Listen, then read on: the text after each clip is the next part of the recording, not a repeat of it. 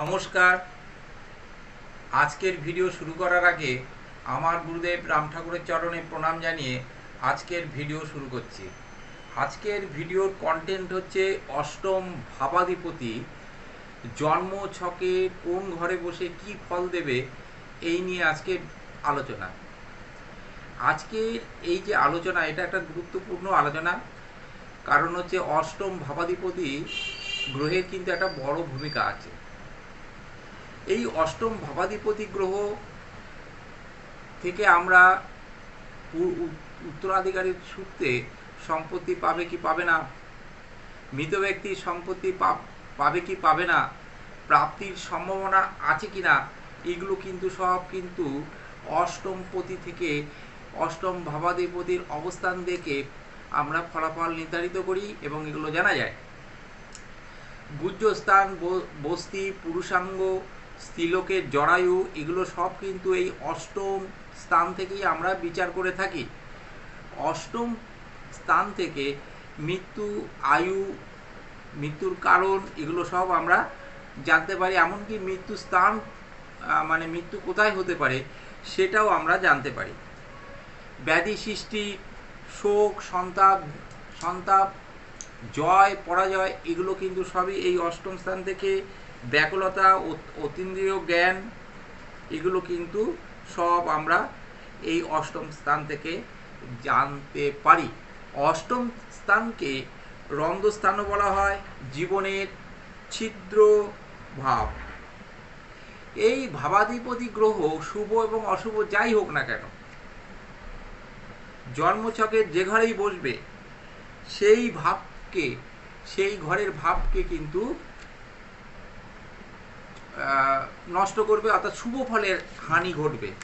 অষ্টমপতি সে শুভ হোক অশুভ হোক যাই হোক না কেন, অষ্টম স্থান এটি সমস্ত দিক থেকে তাহলে বিবেচনা করে দেখা যায় অষ্টম স্থান কিন্তু একটা খুব গুরুত্বপূর্ণ স্থান। অষ্টমপতি ভিন্ন যদি অষ্টম স্থানে অন্য কোনো পাপগ্রহ থাকে তাহলে অশ্ব ভগন্দর এগুলো হওয়ার সম্ভাবনা থাকে। এগুলো মানে বিভিন্ন, এছাড়া বিভিন্ন গুহ্য পীড়াও হয়ে থাকে। বিবাদের সৃষ্টি করে, কিন্তু বিবাদের সৃষ্টি করে। অষ্টম ভাব, অষ্টমপতি বা অষ্টম ভাবাধিপতি যদি পাপ গ্রহের সঙ্গে থাকে অথবা পাপ মধ্যগত হয়ে থাকে তাহলেও কিন্তু জাতক জাতিকার মধ্যে একটা ব্যাকুলতা থাকবে, একটা মানসিক ক্লেশ থাকবে, তার কিন্তু শোক সন্তাপের কারণ কিন্তু হয়ে থাকে। এছাড়া দুর্ঘটনা হওয়ারও যোগ থাকে কিন্তু এই অষ্টমপতি যদি মানে পাপগ্রহের সঙ্গে থাকে, পাপ মধ্যগত হয়, তাহলে এই সম্ভাবনাগুলোর সৃষ্টি হয়।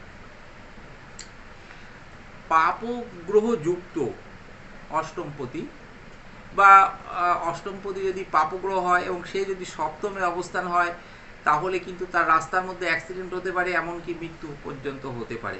তাহলে নিশ্চয়ই একটা গুরুত্বপূর্ণ স্থান, এই স্থানে দেখার ভীষণ প্রয়োজন আছে। অষ্টমপতি লগ্নে থাকলে কিন্তু শারীরিক কিন্তু ডিস্টার্ব দেখা দেবেই, বিভিন্ন ধরনের রোগ হতে পারে, তার কর্কশ ভাষা হবে, তারপরে বিভিন্ন কাজে নানা বাধার সম্মুখীন কিন্তু হতে হয়। সরকারি যোগ কিন্তু থাকে এই অষ্টমপতি যদি লগ্নে থাকে। অষ্টমপতি যদি দ্বিতীয় থাকে অর্থাভাবে সৃষ্টি হয়, কিন্তু অর্থ সঞ্চয় হতে চায় না এবং শত্রুযুক্ত হয়। এর মধ্যে কয়েকটি কথা বলে নিই। দেখুন, অ্যাস্ট্রোলজাররা বা জ্যোতিষীরা কিন্তু ভগবান নয়। এই শাস্ত্র তাদেরকে ভালো মতো পড়তে হয়, অধ্যয়ন করতে হয়। অনেকেই বলতে শুনি যে মুখস্থ করে বলছেন, এই করে বলছেন, সেই করে বলছেন। আরে ঘটনা তা না, এগুলো ভালো মতো অধ্যয়ন করতে হবে। এই শাস্ত্র অধ্যয়ন করেই জানতে হবে। জ্যোতিষীরা কিন্তু আলাদা আলাদা শাস্ত্র তৈরি করেনি, একটি শাস্ত্রের উপরে ভিত্তি করেই তারা প্রেডিকশন করে থাকে। যেমন চিকিৎসকরা চিকিৎসা শাস্ত্রের উপরে ভিত্তি করেই তাদেরকে অধ্যয়ন করতে হয়, প্রেডিকশন করতে হয়। তারা প্রেসক্রিপশন করে, ওষুধ লেখে। সেই স্বাস্থ্যকে তো অধ্যয়ন করতেই হবে। মুখস্থ না করলে সে কি করে সে ওষুধ বা মেডিসিন দেখবে? ও তো কম্পোজিশন অনুযায়ী তারা ওষুধ লেখে। তেমনি অ্যাস্ট্রোলজারদেরও তাই। প্রচুর পড়াশোনা করতে হয়, কিন্তু এটা একটা সমুদ্র। রত্ন তুলে আনার জন্য প্রচুর পড়াশোনা করতে হবে। এই পড়াশোনা ছাড়া এই স্বাস্থ্য নিয়ে প্রেডিকশন করা বিরাট কঠিন ব্যাপার। আর অ্যাস্ট্রোলজার মানে অনেকের ধারণা অশিক্ষিত, অ্যাস্ট্রোলজার হলেই অশিক্ষিত হবে, এই ধরনের একটা ধারণা। কিন্তু তা নয়, অনেক শিক্ষিত লোক কিন্তু এর সঙ্গে এখন ইনভলভ আছে। অনেক শিক্ষিত লোক এর সঙ্গে ইনভলভ আছে। আমার ব্যক্তিগত শিক্ষাগত যোগ্যতাও কম নেই। অপমান অপদস্থ করলে তো হবে না। অপমান করা মানুষকে সোজা, কিন্তু সম্মান দেওয়া হচ্ছে বড় কঠিন। অষ্টমপতি দ্বিতীয় থাকলে কি হয় সেটা বলা হলো। অষ্টমপতি তৃতীয় থাকলে কি হতে পারে? সহোদর ভ্রাতা ভগ্নীর সঙ্গে কিন্তু মিল কম হয়, তাদের থেকে দুঃখ পাওয়ার কিন্তু একটা সম্ভাবনা থাকে, এবং সে কিন্তু বন্ধুদের সঙ্গে অ্যাডজাস্টমেন্ট করে চলতে পারে না, সে বন্ধু বিরোধী হয় অষ্টমপতি যদি তৃতীয় থাকে। অষ্টমপতি চতুর্থ থাকলে কি হবে? প্যারেন্টস, পিতামাতা, তাদের কিন্তু স্বাস্থ্য ভালো যাবে না। তার পিতামাতা এবং বন্ধুদের সঙ্গে তার সদ্ভাব কম থাকে, সম্পর্ক খারাপ হয়। অষ্টমপতি পঞ্চমে থাকলে কি হতে পারে? সন্তানের দিক থেকে অশুভ ফল প্রাপ্ত হবে। বেশিরভাগ ক্ষেত্রেই দেখা গেছে যে মানে জন্মছক বিচার করে দেখেছি, সন্তানের ক্ষেত্রে সমস্যা সৃষ্টি হয় এবং সন্তান জন্ম হলেও বাঁচে না। আর শুভগ্রহ হলে কিন্তু সন্তান হয়। আর পেটের নিচের দিকে নিম্ন উদর, পেটের নিম্নে কিন্তু ব্যথা হওয়ার সম্ভাবনা থাকে, রোগ হয়। অষ্টমপতি ষষ্ঠে থাকলে কি হবে? সারা জীবন ধরে বলতে গেলে রোগ রোগে তাকে ভুগতে হবে।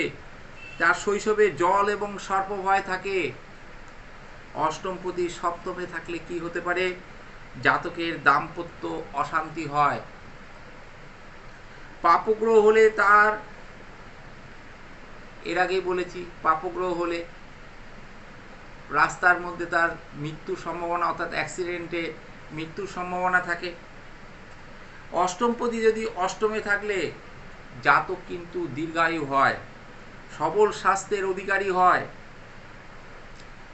তার কিন্তু ব্যবসায় ধনবৃদ্ধি হয়। অষ্টমপতি অষ্টমে থাকা কিন্তু শুভ।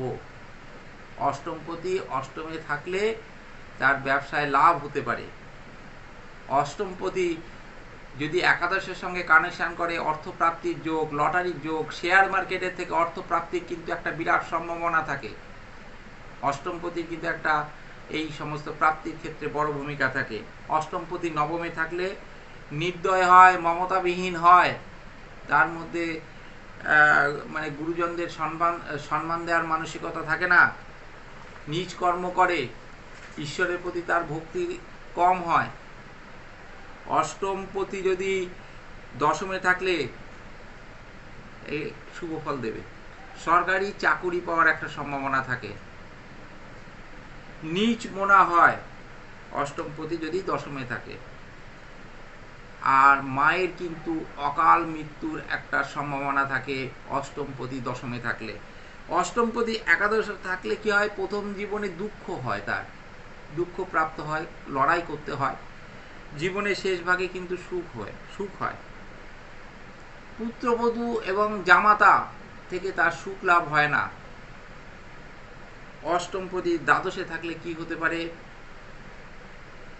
পরধন অপহরণকারী হয়, স্বেচ্ছাচারী হয়, নিজের ইচ্ছা মতো চলে, এমনকি তার জেল হাজত হতে পারে।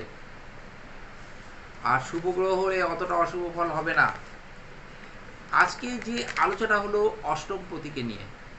এই অষ্টমপতির কিন্তু জীবনে, আমাদের জীবনে কিন্তু একটা বড় ভূমিকা আছে। অষ্টমপতি ম্যাক্সিমাম ক্ষেত্রেই অশুভ ফল দিয়ে থাকে। শুভ ঘরের শুভ ভাবের শুভ ফলহানি ঘটায় এই অষ্টমপতি, কিন্তু আবার বিশেষ বিশেষ ক্ষেত্রে বেশ ভালো ফল দেয়। উত্তরাধিকার সূত্রে সম্পত্তি প্রাপ্তি, জয় পরাজয়ের ক্ষেত্রে অষ্টমপতির ভূমিকা আছে, অর্থ প্রাপ্তির ক্ষেত্রে অষ্টমপতির ভূমিকা আছে, লটারি শেয়ার মার্কেটে প্রাপ্তির ক্ষেত্রে ভূমিকা আছে, সরকারি চাকুরি পাওয়ার ক্ষেত্রে অষ্টমপতির কিন্তু একটা ভূমিকা থাকে। যাই হোক, আজকের এই আলোচনা আমি আর দীর্ঘায়িত করব না। ভিডিওটি যদি আপনাদের ভালো লাগে তাহলে লাইক, শেয়ার, সাবস্ক্রাইব করবেন। একটিবার আমার কাছে আসতে পারেন। আমার মাধ্যমে আপনারা আপনাদের ন্যাটাল চার্ট বিচার বিশ্লেষণ করতে পারেন। আপনারা সবাই সুস্থ সুন্দর থাকবেন। আমার গুরুদেবের চরণে প্রণাম জানিয়ে, আপনাদের শুভকামনা জানিয়ে আজকের অনুষ্ঠান, আজকের ভিডিও আমি এখানেই শেষ করলাম।